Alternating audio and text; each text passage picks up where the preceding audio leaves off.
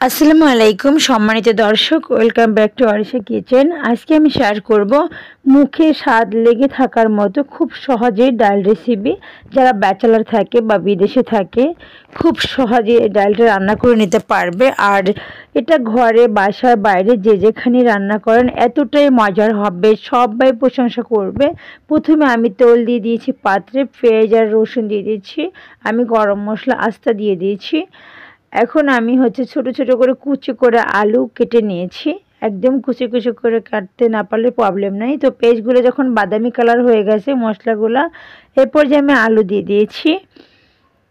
তো এখন আমি যেটা করব, আলু সবগুলোই দিয়ে দিচ্ছি আগে। তো চুলা আঁচটা মিডিয়াম টু লো হিটে রাখবো, না হলে পুড়ে যাবে।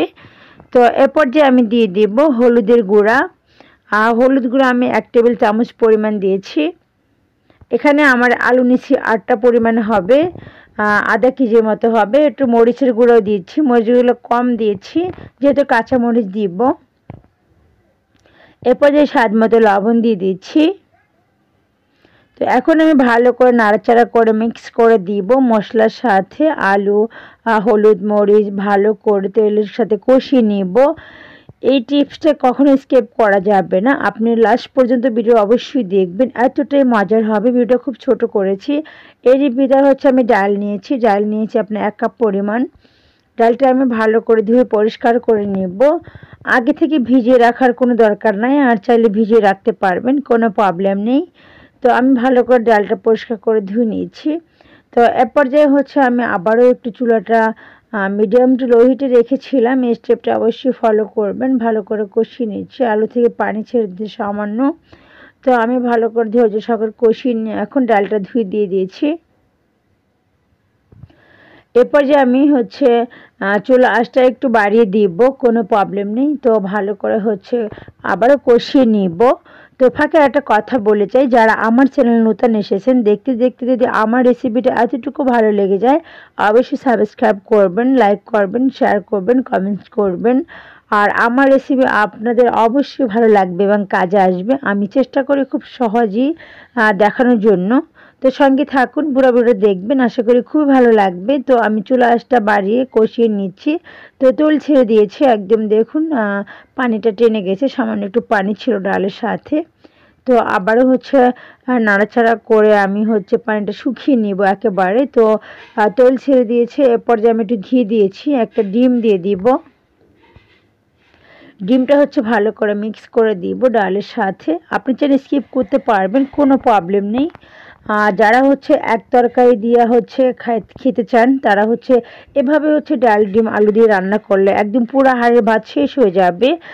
একবার ট্রাই করে দেখবেন, আশা করি খুবই ভালো লাগবে। তো ডিমটাও ভালো করে মিক্স করে নিচ্ছি ডালের সাথে। তো এরপর যে আমি পানি দিয়েছি, পানিটা আমি একটু কুসুম গরম পানি করে নিয়েছি। আপনার চাইলে ঠান্ডা পানি দিতে পারবেন, কোনো প্রবলেম নয়। তো একটা টিপস বলে দেই, যদি গরম পানি দেন যে কোনো তরকারি হোক সবজি হোক, তরকারির স্বাদটা কিন্তু একটু ভিন্ন আসে, ভালো আসে। তো ভালো করে মিক্স করে দিচ্ছি পানির সাথে। তো চুলা আঁচটা বাড়িয়ে দিচ্ছি, আর বলক চলে আসা শুরু করেছে। আমি ঢাকনা দিয়ে রেখেছি। তো ডালটা একদম সেদ্ধ হয়ে গিয়েছে। এরপর যে আমি কাঁচামরিচ দিয়েছি। চুলা আঁচটা আমি এখন মিডিয়াম টু লো হিটে করে দিব।